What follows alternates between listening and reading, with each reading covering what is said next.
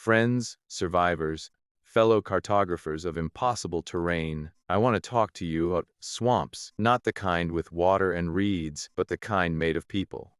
The toxic community. It might be the workplace where brilliance is punished and mediocrity is king. The family system where love is transactional and secrets are the currency. The social circle, online or off, that feeds on drama and excretes shame. The organization, club, or group that promised belonging, but only delivered a rule book for how to diminish yourself. You know you're in one. You feel it in your gut, a low-grade hum of dread before the weekly meeting. You see it in the mirror, the slow fading of your own light. You prove it by the meticulous editing of your thoughts before you speak, by the exhaustion that comes not from work, but from navigation. The question is not if you in a toxic system. Many of us are, or have been. The question is, how do you survive it? Not how do you triumphantly escape today, though that may be the ultimate goal, but how do you live and preserve your soul within it tomorrow and next week and for as long as you must stay. This is not a speech about revolution. It is a manual for a very specific kind of underground resistance, the resistance of the self. Your mission is not to fix the swamp. Your mission is to avoid becoming a creature of it, to build within yourself, on the unstable bedrock of that place, a patch of solid, breathable ground. Step 1. The diagnosis. Acknowledging the fog. Toxicity thrives in ambiguity. It gaslights you into believing the problem is your sensitivity, your failure to get along, your lack of teamwork. The first survival skill is to name the poison with clinical clarity. Stop using their language. Use yours. A healthy community has disagreements, but it operates on a foundation of shared reality and mutual respect. A toxic community operates on 3 core fuels. 1. The perversion of truth. Reality is not a common ground, but a weapon. Facts are flexible, narratives are controlled, gaslighting is common. Yesterday's praised behavior is today's punishable offense. The goal is not clarity, but confusion. 2. The economy of scarcity. There is never enough, not enough credit, enough security, enough love, enough approval. This scarcity is manufactured to keep you competitive, fearful, and compliant.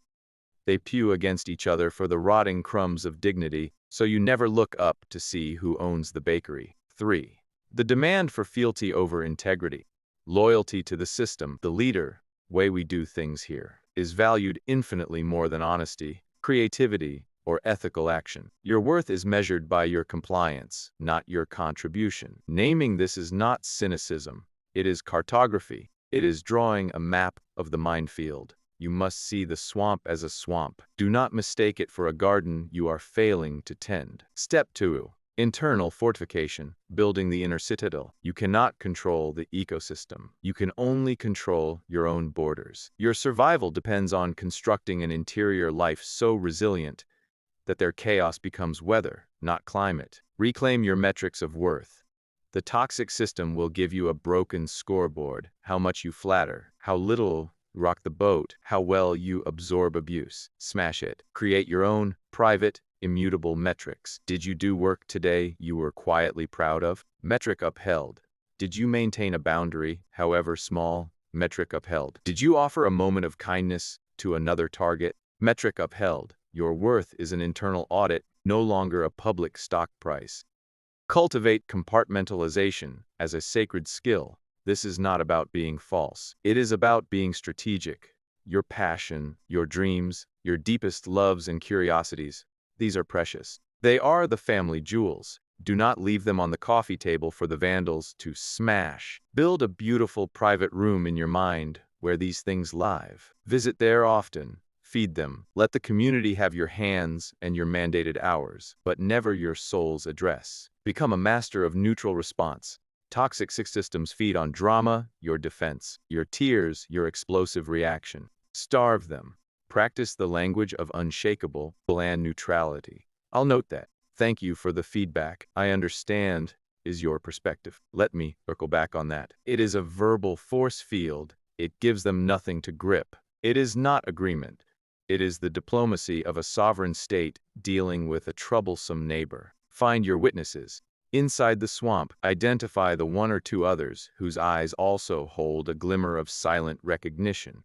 You don't need to plot with them. Often, a single, shared glance across a meeting table that says, "I see this madness too," is enough oxygen to last a week. If there are none, your witness can be a journal, a trusted friend entirely outside the system, or even a character in a book who endured a similar trial. You must not let your reality be invalidated. Step 3. External navigation, the art of strategic presence. Now, how to move through the daily terrain without catching a poison-tipped arrow. Lower your expectations. Radically. Expect the system to be toxic. This is its nature. Stop hoping for the fair boss to finally see your worth, for the narcissistic parent to offer unconditional love, for the clique to suddenly embrace you. Hope in this context is a form of self-torture. Expect the swamp to be wet. Your energy is then freed not from disappointment, but for strategy. Document, document, document. In a shared reality, your word is enough. In a contested reality, your notes are your shield. Keep a factual, unemotional, time-stamped log of interactions, directives, and contradictions. This is not for drama, but for clarity. When the gaslighting begins, you have your own private record. It preserves your sanity. Master the gray rock method. Become the most boring, uninteresting target possible. When probed for personal information, emotional reactions, or gossip, offer vague, uninteresting responses. Be a gray rock in a stream of drama. The drama's reflection and ripple offer it nothing. They will eventually seek more stimulating prey. Channel your energy into output, not outcomes. Pour your skill and effort into the work itself, the clean line of code, the well-crafted paragraph, the perfectly organized spreadsheet, not into the expectation of praise or fair reward from the system. Take pride in the craftsmanship you can control. Let the work become a meditation, a testament to your own standards, existing apart from their broken rewards. Step 4. The XIT and the ethos. Survival is the path. Survival is not a passive state. It is an active, disciplined practice of self-preservation, and it must have a direction, an exit. Your underground resistance needs a purpose, to keep you whole enough to one day walk out. So, you must build your lifeboat while on the ship. Use your off hours, your stolen moments, to cultivate an escape route. Update your resume in secret. Take an online course. Nurture connections outside the swamp. Save money in an account they don't know about. This forward motion, however small, is the antidote to despair.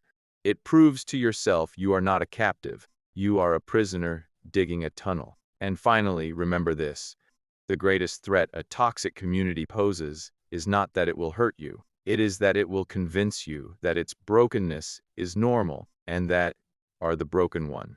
It will try to teach you that mistrust is wisdom, that cynicism is maturity, that scarcity is reality. Your most sacred duty is to protect your capacity for trust, for idealism, for abundance, not for them, but for the life that awaits you beyond the swamp's borders. So survive. But do not merely endure. Observe. Be the anthropologist of the absurd. Let their toxicity become your case study in human dysfunction, not your identity. Withdraw your emotional capital from their bankrupt institution. Invest it instead in your inner citadel, in your secret lifeboat, in the small, defiant acts of beauty you perform for yourself. You are not a plant destined to wilt in this poisoned soil. You are a seed, with a blueprint for an entirely different tree inside you, biding your time, conserving your resources, waiting for the right wind to carry you to better ground. Survive, yes. But do so with the quiet, unshakable knowledge that this is not your world. You are a diplomat from a brighter future, temporarily stationed in a hostile land. Your immunity is your sense of self. Your victory is your eventual, purposeful departure. And when you finally cross that border, leaving the swamp's miasma behind, you will take with you the one thing they could never corrupt: the unbreakable, hard-won knowledge of your own strength. You will have learned the deepest magic, how to build a fire of dignity in the rain, and how to never ever mistake the swamp for home. Thank you. Now go and build your ground.